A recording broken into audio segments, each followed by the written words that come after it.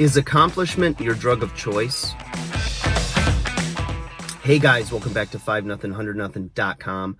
I am Fugit, and that stands for the fittest underdog guru using intelligent tactics. Today, guys, I want to ask you, is accomplishment your drug of choice? Okay, so a lot of times, when we're trying to accomplish something, right? And we're seeking out motivation, right? Encouragement, reasons to accomplish things, how to get started. Half the time it's just a matter of getting started and getting momentum. If you do one thing on a to-do list and a second thing and a third, all of a sudden it starts to build momentum and you start to feel good. It starts to ease anxiety. You have less on your mind and you feel more confident with everything you're doing. And you'll see those that have accomplished a lot and they don't slow down. They continue to want to accomplish more and more and more, right? You look at somebody who's very successful in their career, who's done it all, and what are they doing? They're trying to do more. And we sit back and let's say we're in a place of like less accomplishment, or we have a lot of procrastination, or we don't feel, like we've achieved much. We sit back and go, well, what's enough? Like, when are they going to slow it down? And when are they going to just kind of like live the good life, the easy life, right?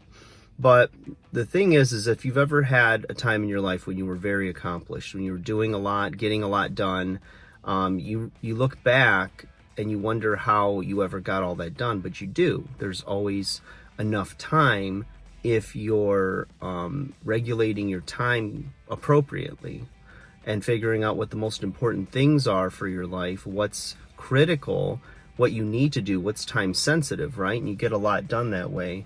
So you look at accomplishment, and if you go down that path of doing a lot, you'll see the overachievers.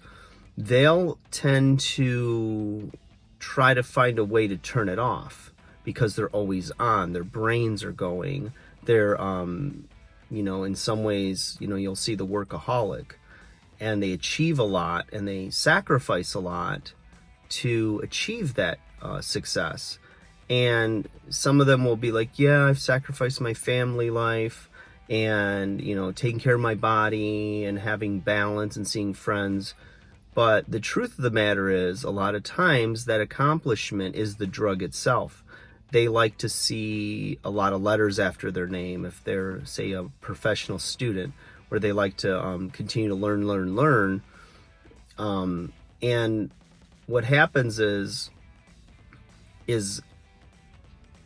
you've got to see through that as, when they're not home to see their families and they're on the road and they're working a lot, it's not oftentimes that they are sacrificing it unwillingly, meaning they're not trying to take the steps to back off from doing more and achieving more and being more and getting the attaboys and the accolades and the pay raises and the bonuses and being prominent in their field. They willingly do it because they get a high from it, sort of like the drug user or the alcoholic that doesn't want to.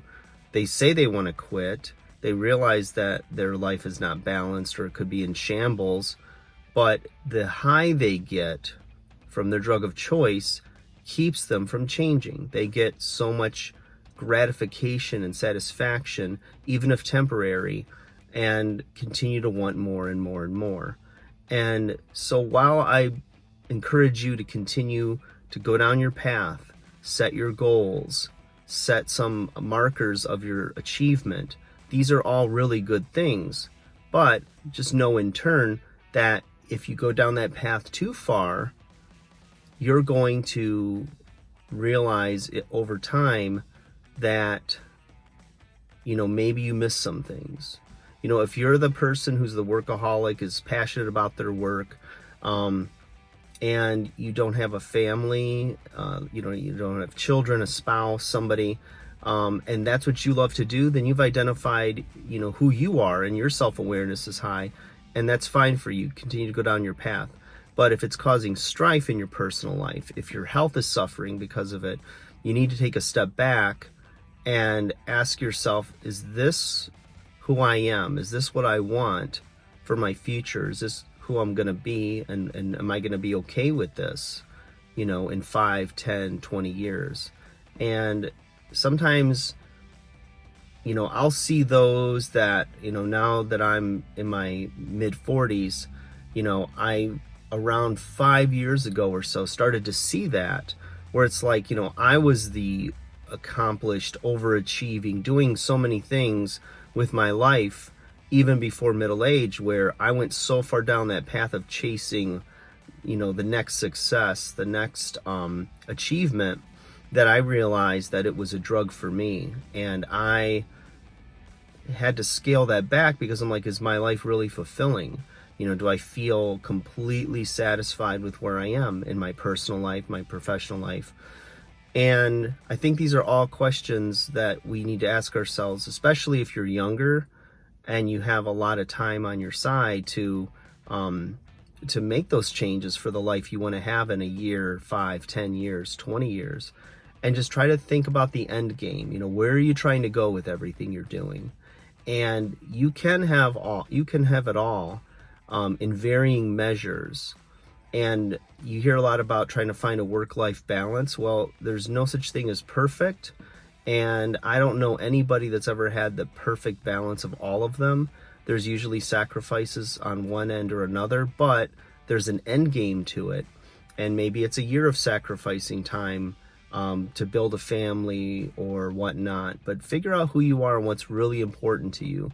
If you need to scale back your career and work a little bit less or not take that next promotion because it's going to require so much more of your time, and your kids are in that young formative age when they really need their parent, then you need to count the cost of going and working your tail off and being able to pay for your kids' college and basically set them up for life, or at least to be comfortable.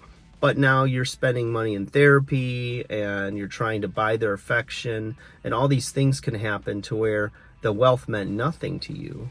So you've got to realize who you are, and it's good to achieve, it's good to accomplish things, it's good to better yourself in every way. But when you realize who you are and what's really important to you, you'll make better decisions about where to focus your energies and how to do it in the most reasonable way that's going to make your life the best that it can be.